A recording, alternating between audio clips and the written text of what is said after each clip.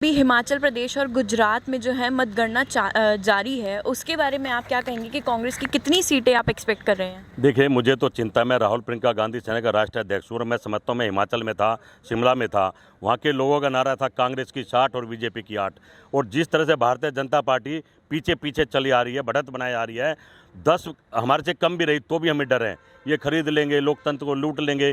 कहीं ना कहीं जिस तरह से देश के बुरे हाल हैं, महंगाई को लेकर, किसान को लेकर, महिला को लेकर, व्यापार को लेकर, जीडीपी को लेकर, देश बर्बाद हो रहा है, देश बिक रहा है, फिर भी बीजेपी जीत रही है। ये चिंता और चिंतन का विषय है। सभी दलों पर बैठकर पूरे भारत को सोचना चाहिए कि कांग्रेस पार्टी 50 रुपये लीटर में देश की जनता ने हरा दिया, और ये 100 पार में महंगाई के बाद भी देश का बुरा हाल है, रोजगार नहीं, तो भी जीत रहे हैं।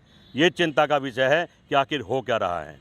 सर, अगर हिमाचल प्रदेश में आप जीत जाते हैं तो आप क्या अपने हिसाब से चेंजेस लाना चाहेंगे? देखिए, हिमाचल प्रदेश में कांग्रेस जीतनी चाहिए, जीत नहीं जाते, जीतनी चाहिए। प्रियंका गांधी और राहुल गांधी की भारत जोड़ो यात्रा काम कर रही है।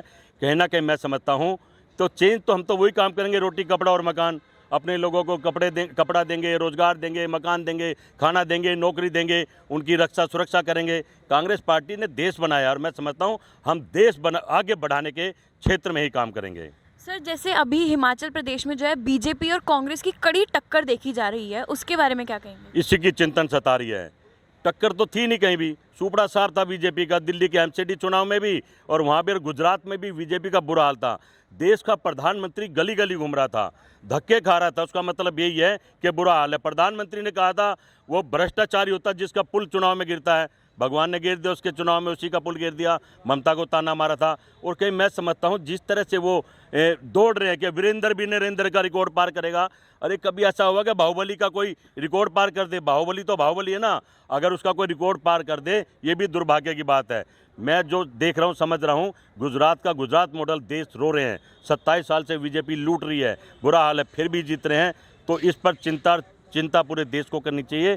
चिंतन और चिंता करना ही जब भी लोकतंत्र और संविधान बचेगा।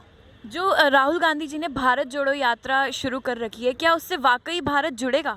देखिए, भारत जोड़ो यात्रा गांधी जी ने भी शुरू करी थी, महात्मा गांधी जी ने, और थी दांडी यात्रा। उस वक्त ही भारत को जोड़ने की बात थी। और आज भी राहुल गांधी ने देखा कि टुकड़े टुकड़े हो रहे हैं, लूट मार मच रही है, संविधान की लोकतंत्र हत्या हो रही है, तो राहुल गांधी चल दिए हैं कन्याकुमारी से कश्मीर तक, और चल दिए। लोग जुड़ रहे हैं, लाखों लोग जुड़ रहे हैं, बिना बुलाए चल रहे हैं, फ़ोन कर रहे हैं, हमें भी ले लो साथ।